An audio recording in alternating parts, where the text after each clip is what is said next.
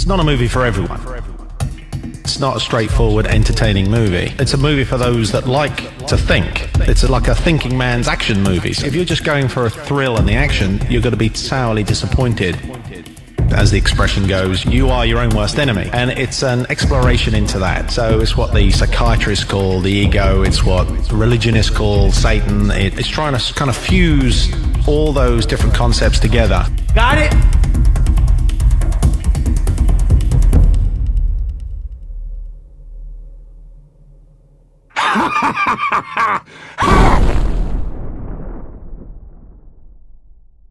In 2003, Guy began working on the screenplay for his fourth picture. Part 4. At the beginning of the film, there's 4 rules, and the film's cut into 4 sections. Oh, they're smart. Left a whole snail trail of clues and whatnots and symbologies and numerologies for those that care to indulge themselves. You have to be ready to understand the rules of the game. I have one question for you. How? In this new reel, an obsession with the criminal world united with a passion for chess. Check. His love for the game always made an appearance. He organized tournaments with actors and colleagues right on the set. Accepted the fine for a game of chess.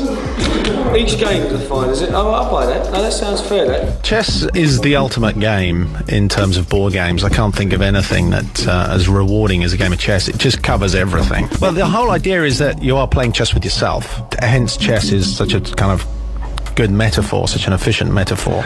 Checkmate. The ability to checkmate the director was one of the reasons that Guy held Jason in his mind's eye when creating the Revolver.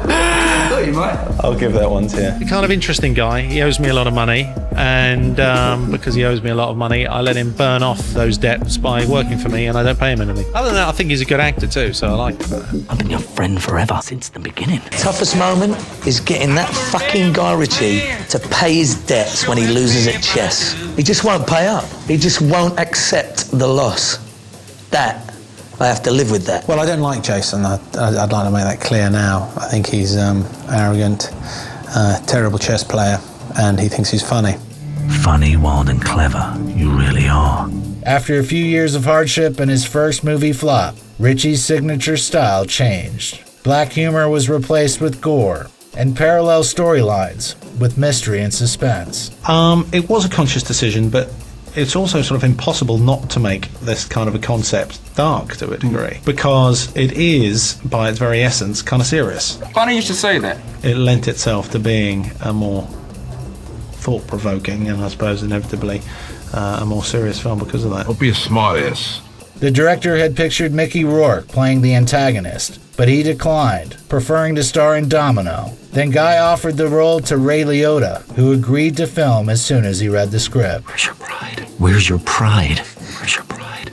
Big fan of Ray's and have been for a long time. I was desperate to use him in something that he could show off again. About fucking time. I think Ray has something to offer, and I think his best roles is something that he's allowed to be a character or even a caricature. Fuck does that mean? Fuck does that mean? Later, the project was joined by Mark Strong, Well, I had a bad feeling. gangster film frequenter Vincent Pastore, Relax. You're in trouble, Mr. Green. We can help. and the soloist Andre Benjamin from the soul rap group Outkast, better known as Andre 3000.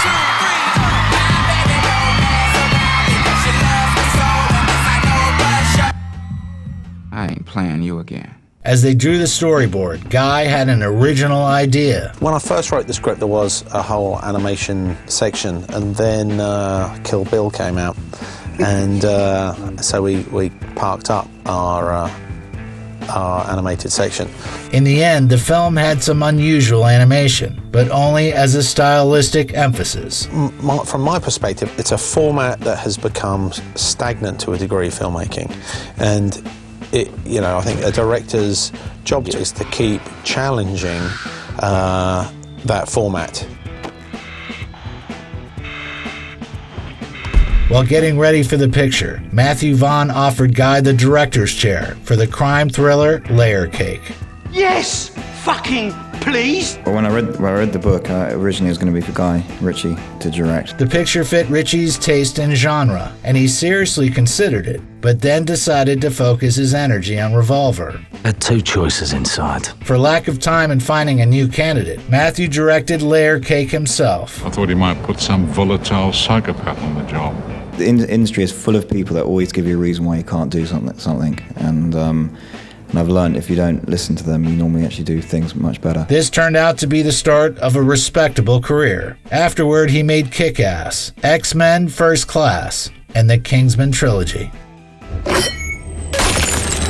Ritchie, however, after his devastating defeat was swept away, faced a problem that he thought he had left in his past. Their ways parted with Matthew Vaughn, and Guy once again had to find money for the picture alone. Are you sure this is a good idea? He has to pay us something, doesn't he? I go around all the studios trying to get money. They all tell me to hop it.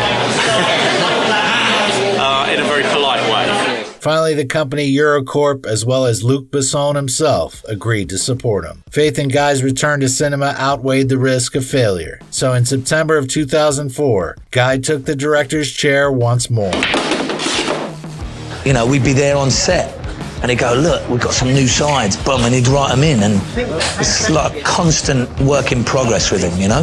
That's the way Guy likes to work, and that's what makes him so unique with it as well. Shooting took over half a year, and some scenes were redone constantly over the course of 3 months. Like the main scene of the picture, the one in the elevator, had more than 20 versions. Just because we had a bit of extra time on the day, we wanted to see if anything else would work. I kept the camera continually rolling and just kept getting Jason to get the performance and just kept sort of doing different versions, screaming, quiet. So it's just a case of mixing them up. The final one was written during editing, a process that takes no less time than filming. That wasn't really in the script. I mean, what was in the script was 30 seconds of debate between him and the other him. I can hear you.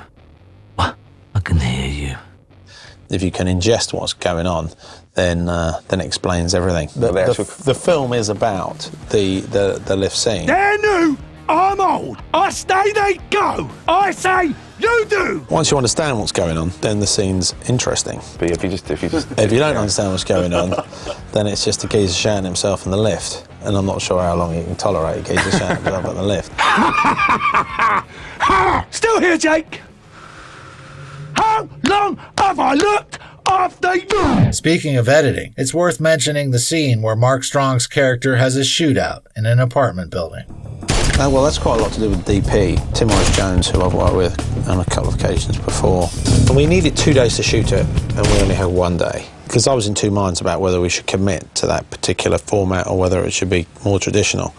But he really pioneered that idea. I'll do one more. No camera shaking or anything. Okay. Let's try and get that moment really still. Okay. A film that was so full of mystery, violence, numerology, metaphors, and a finale where world-renowned psychiatrists discussed problems of the human ego became a tasty morsel for critics. They hardly left one stone standing on Revolver, and destroyed its chances for phenomenal success. This has become a large problem, Abby. There's no such thing as problems, Mr. Green. We started to feel the first vibrations of negativity quaking their way towards us. So my arse clucked a bit. Fuck them all!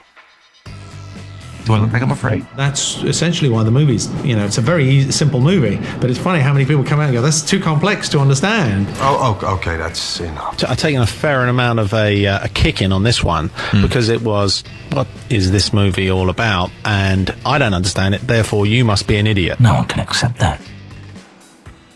Not even to themselves. And it's funny, there was a review that came out recently that said, so this movie, it built up and it looked like it was going somewhere, and then the climax was that his own demons were the climax. And I thought, your demons are the climax. There is no other climax to any movie. How the fuck does he know? The whole point of the story is that fundamentally it is an easy story to follow, right? That's enough. But your mind is making it complex. I said that's enough! I'm not actually into esoteric movies. I go to the cinema fundamentally to be entertained, but I do like to be challenged. You speak to me like I'm a fucking idiot.